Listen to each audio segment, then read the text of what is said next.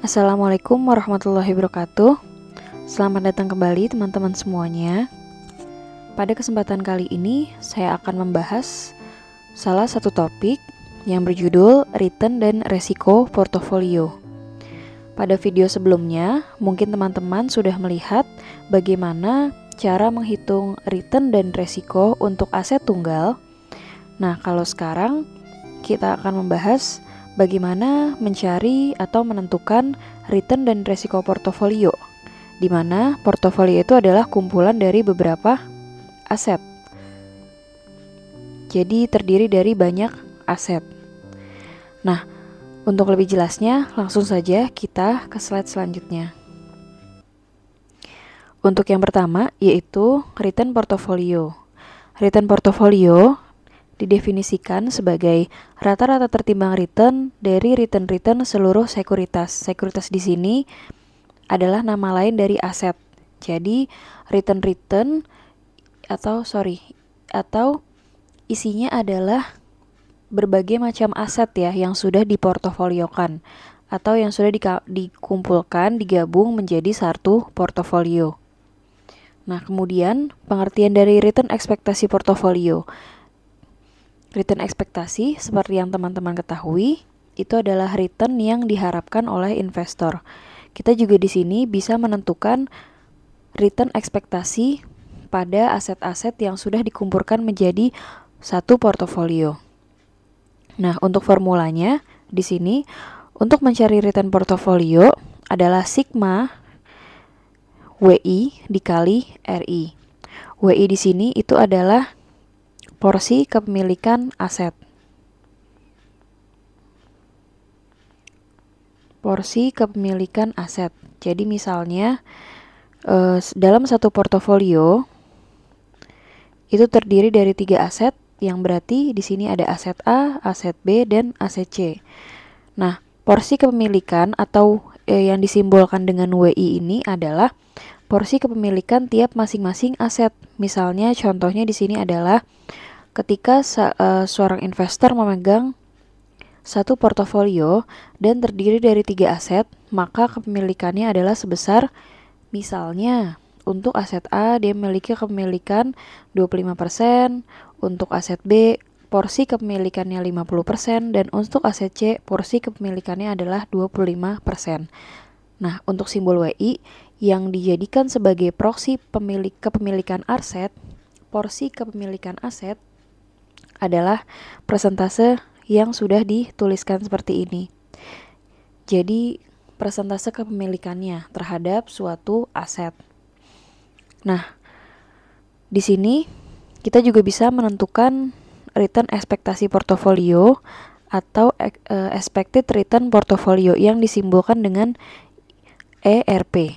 Ini adalah expected return portofolio, di mana A-nya ini adalah porsi kepemilikan untuk aset A, porsi kepemilikan untuk aset B, dan seterusnya sampai jumlah yang tak terhingga, tergantung dari berapa jumlah aset yang dijadikan dalam satu portofolio. Mungkin langsung saja kita ke contoh. Jadi misalkan suatu portofolio terdiri dari 3 macam sekuritas dengan proporsinya yang sama, yaitu terdiri dari sepertiga bagian untuk masing-masing kepemilikan. Kemudian diketahui return ekspektasi atau IRP itu adalah 15% untuk aset A, 18% untuk aset B, dan 21% untuk aset C. Yang ditanya adalah berapa return ekspektasi portofolionya atau IRP-nya. Kita jawab dahulu. Berarti tadi yang diketahui adalah kepemilikan masing-masing aset. Nah, kebetulan porsi asetnya yang dimiliki adalah sama ya, sepertiga untuk masing-masing aset. Kemudian untuk expected return masing-masing aset adalah RA sebesar 15%, return B sama dengan 18%, dan expected return untuk aset C adalah sebesar 21%. Maka di sini kita langsung masukkan ke dalam rumus. Expected return sama dengan 1/3 dikali untuk aset A 15% ditambah 1/3 untuk aset B dikali 18% ditambah 1/3 untuk aset C dikali dengan 21%. Yang dikerjakan kita kali dulu masing-masing, kemudian kita jumlahkan keseluruhan, dan hasilnya adalah sebesar 0,18 atau jika sudah dipresentasekan adalah sebesar 18%. Sehingga return ekspektasi portofolio untuk aset-aset tersebut adalah sebesar 18%.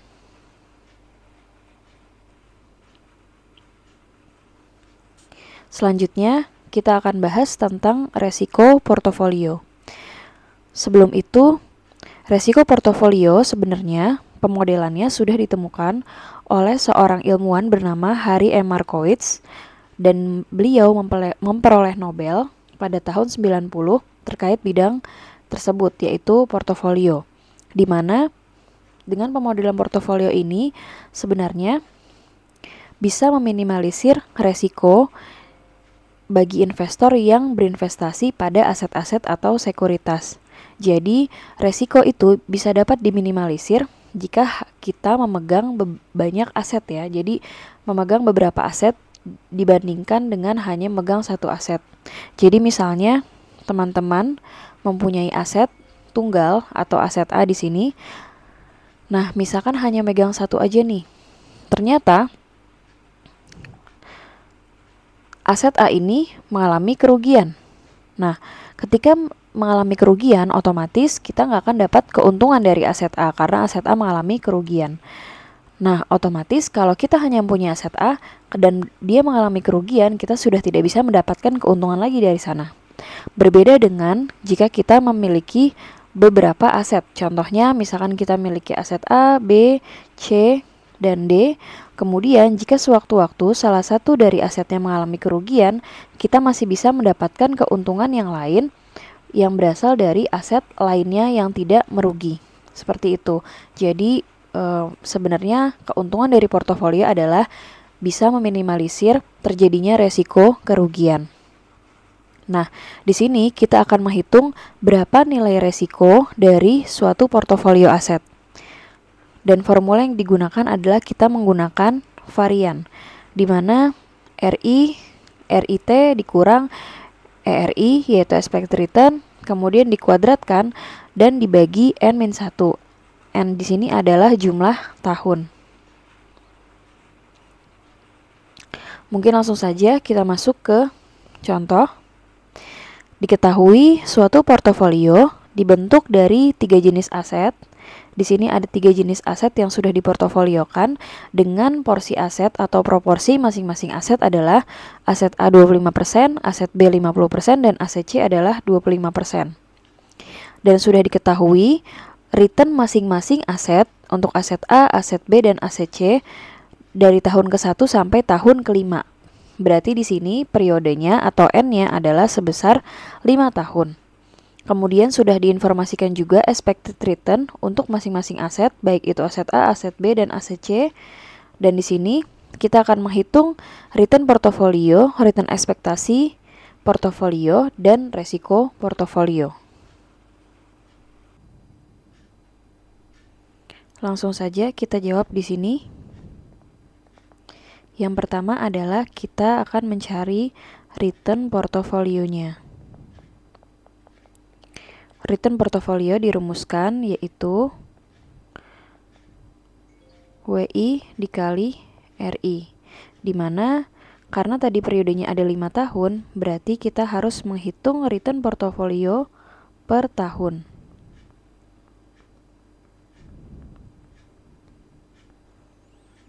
Di sini berarti untuk saham A, porsinya adalah sebesar 25% dikali return saham A. 0,1712. Kemudian untuk aset B, returnnya adalah 0,0680 dengan porsi aset sebesar 50%.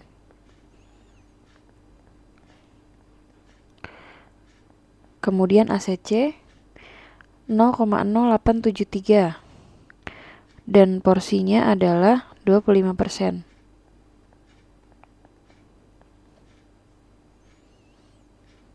Kemudian untuk tahun kedua dengan porsi 25% untuk aset A dikali 1157. 0,1157 ditambah untuk aset B 50% porsinya dikali 0,0063 ditambah untuk aset C 25% dikali 0,0887. Kemudian untuk tahun ketiga 25% dikali 0,0467 ditambah 50% dikali 1929 ditambah 25% dikali 0,0039.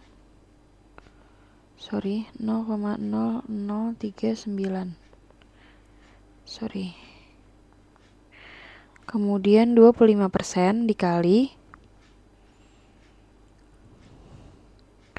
0,1176, 50% dikali 0,013 tambah 25% dikali 0,0687. Kemudian tahun kelima 25% dikali minus 0,2778 ditambah 50% dikali 0,4167 ditambah 25% dikali minus 0,1385. Nah, kita akan hitung satu persatu dari tahun ke-1 sampai tahun ke-5. Maka hasilnya adalah untuk tahun pertama 0,0986, tahun kedua 0,054, tahun ketiga 0,1091, yang keempat 0,0531,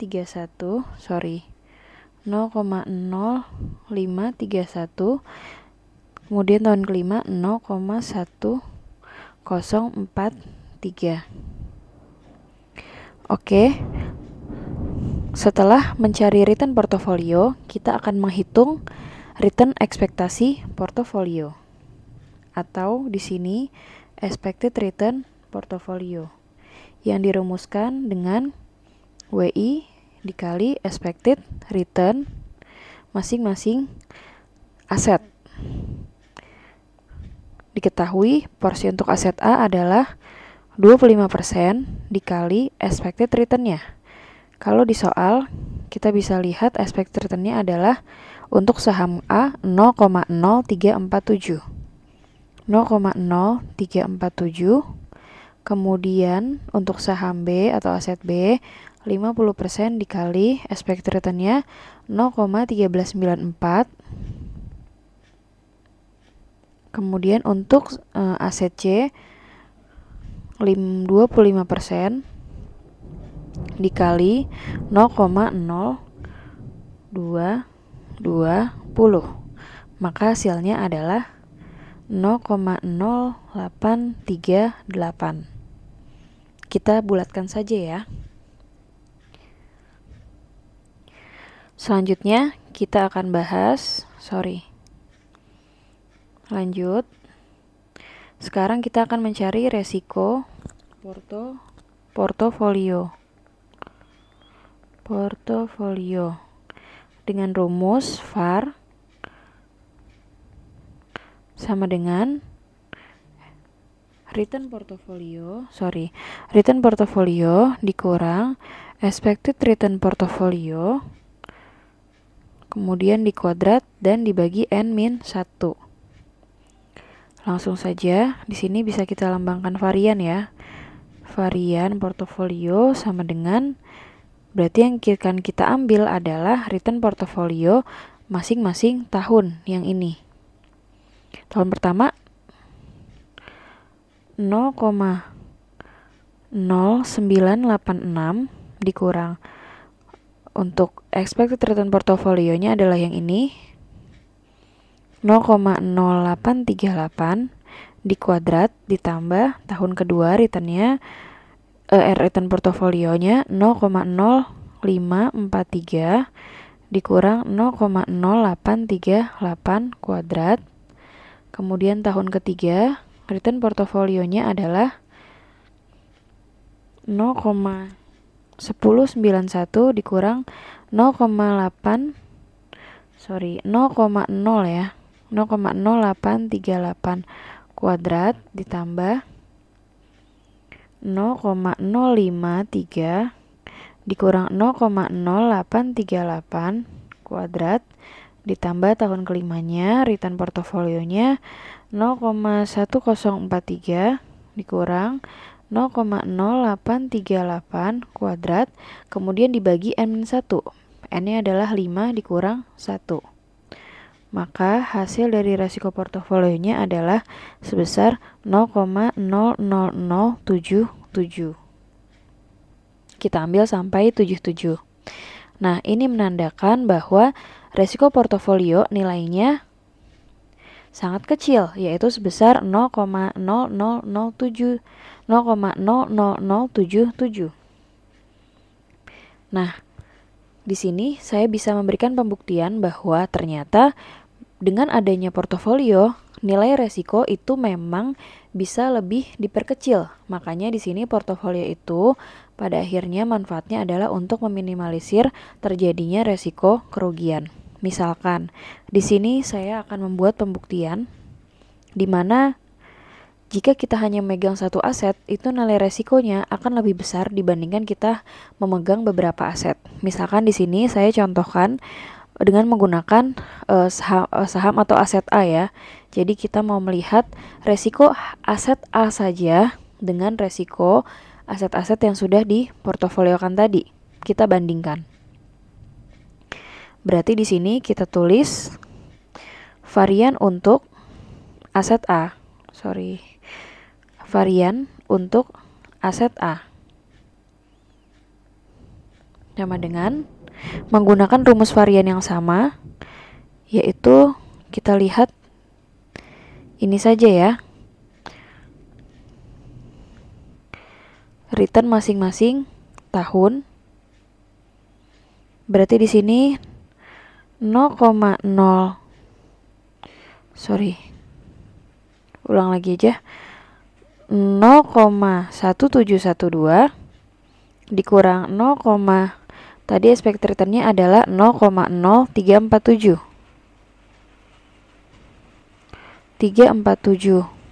kuadrat ditambah 0,1157 dikurang 0,0347 kuadrat ditambah tahun ketiga 0,0467 dikurang 0,0347 kuadrat ditambah 0,1176 dikurang 0,0347 kuadrat ditambah minus 0,2778 dikurang 0,0347 kuadrat. Kemudian dibagi 5 dikurang 1. Maka hasilnya adalah sebesar 0,0325. Sekali lagi ya, supaya teman-teman gak bingung, angka yang ini itu didapat dari return aset A ya. return aset A untuk setiap tahunnya yang ini, kemudian expected returnnya adalah expected return aset A. Maka hasilnya adalah sebesar 0,0325. Nah, di sini kita bisa bandingkan ya antara return portofolio yaitu 0,00077 dengan return aset A sebesar 0,0325. Jika kita lihat nilainya akan lebih besar ini, yaitu aset yang hanya tunggal. Resikonya akan lebih besar karena nilai variannya besar dibandingkan kita sudah memportofoliokan aset-aset kita menjadi satu portofolio ya. Jadi beberapa aset itu dikumpulkan dalam satu portofolio, nilai variannya atau nilai resikonya akan menjadi lebih kecil. Nah, ini berarti sesuai dengan teorinya di mana portofolio itu bisa meminimalisir nilai resiko dibandingkan hanya memegang pada satu aset saja. Seperti itu. Mungkin teman-teman bisa cukup paham dengan apa yang sudah kita bahas tadi sampai sekarang. Semoga teman-teman paham. Jika ada yang ingin tanyakan atau ingin diskusikan, silahkan chat di kolom komentar. Mungkin cukup ini saja yang bisa saya sampaikan. Terima kasih teman-teman semuanya yang sudah menyimak. Saya tutup. Wassalamualaikum warahmatullahi wabarakatuh.